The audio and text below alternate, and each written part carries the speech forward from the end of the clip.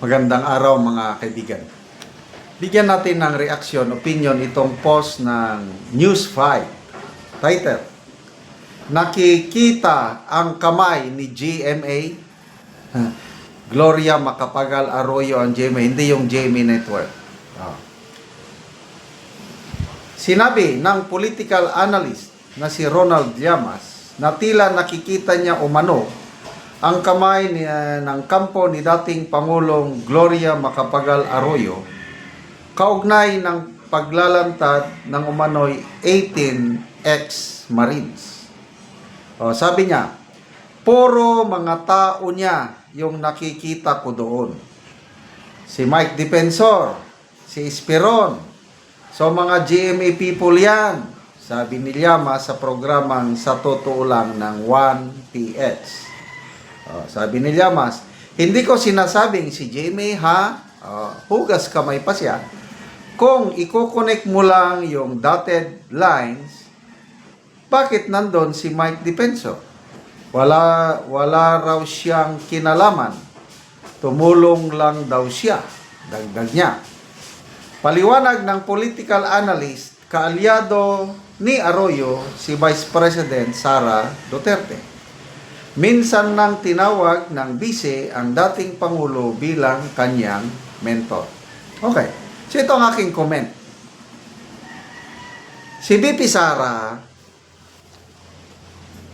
halos wala nang tumutulong sa kanya. Yes, dati kaalyado niya si GMA. But mula nung nagsimula yung panggigipit ni Martin Romualdez kay VP Sara, kita nyo, wala na, lumayo na si Jimmy, naging tahimik na eh. Isang kongresista lang ang talagang matapang na dumipensa kay VP Sara. Walang iba kundi si dating congressman, Rodante Marcoleta. True and true yan.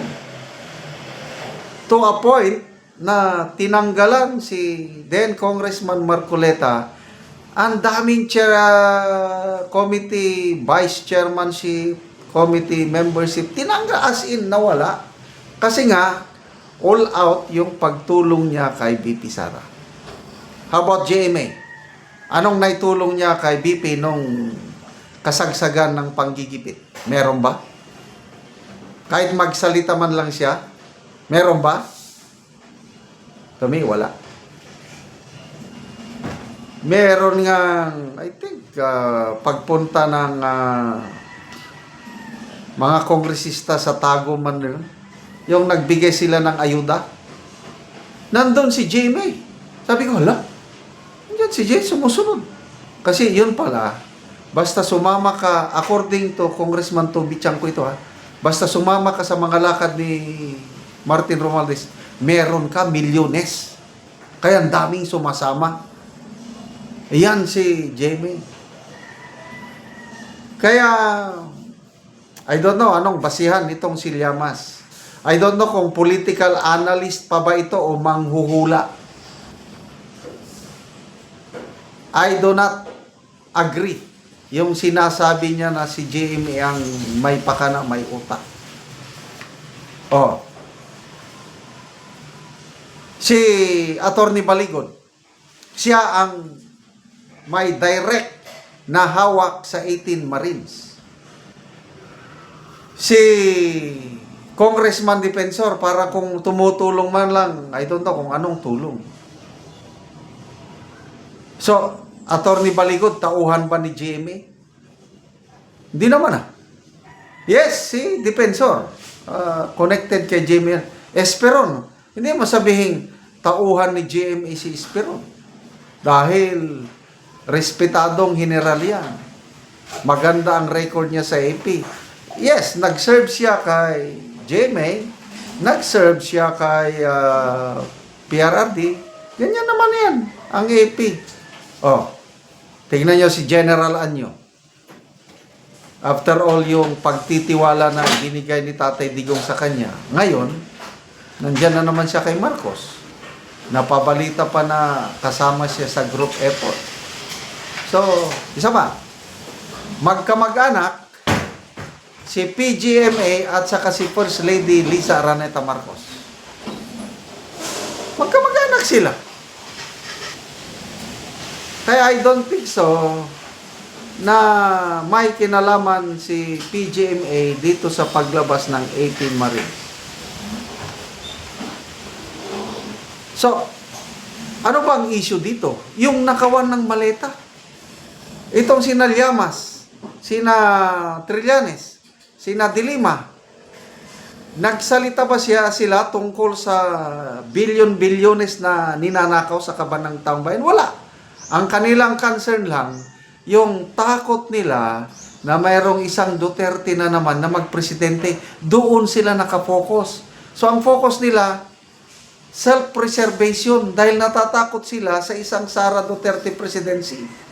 Sabi nga ni Congressman Erese, takot na takot ang mga kasamahan ko sa Dilawan sa isang Sara Duterte presidency to a point they are compromising the truth.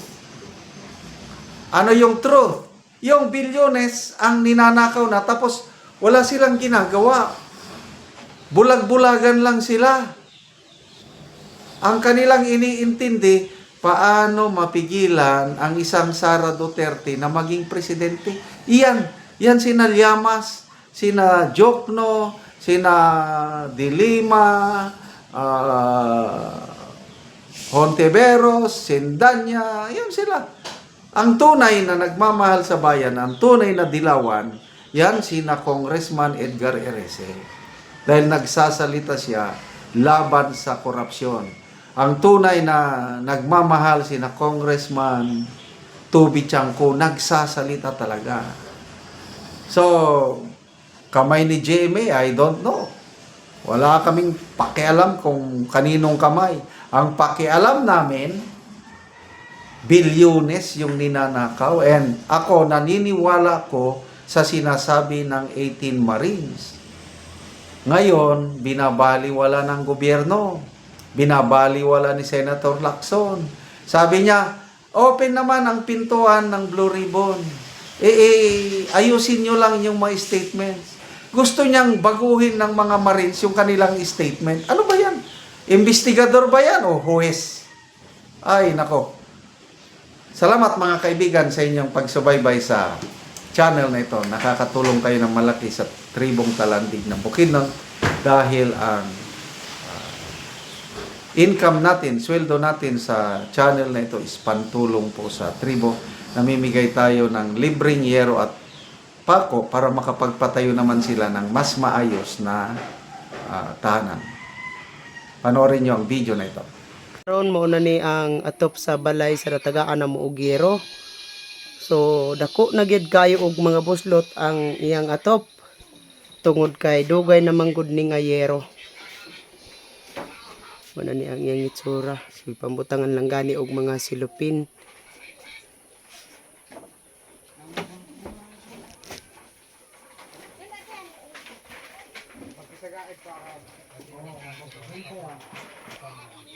Og mo na ni ang gihatag na nga yero kang ante.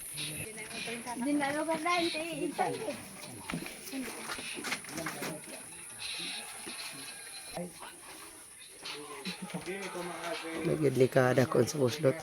So karon ante pila naman ni ka tuig ang inyong balay nga inani na ante ang itsura sa inyong atop dako. 30 na ka tuig. So dugay-dugay na gyud. Dugay na. So nga naman ante sa 30 na ka tuig, wala mo nakapalit og sin. Tungod sa ang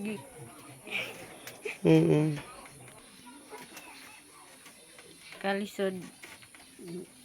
So, igo ra dangamo giipalit sa makaon. So taman ra gid ante sa pagkaon. Taman ra sa pagkaon. Oo, so naa pa kay estudyante karon ante? Wala. Wala na kay estudyante. Wala. Oo, so pila ka bukle ante ang imong anak? Napulo. Napulo. So asa sila gapuyo? Dinhi. So nakigpuyo lang sila sa inyo. Oo. So lisod gyud. So wala sila kaugalingon nga balay. Wala. So nag-usa kung magulan ante unsa man inyong himuon? kung kuan mag-ulan, wala naman kay kuan naman dako naman kayo ang mga buslot sa inyong atop. Pangita rami sa dili gag katuluan. So didto lang mo. Hmm, So dili mo makatulog og tarong. dili sa Ginoo sa nagtabang sa sin. Sige ante, salamat. Sa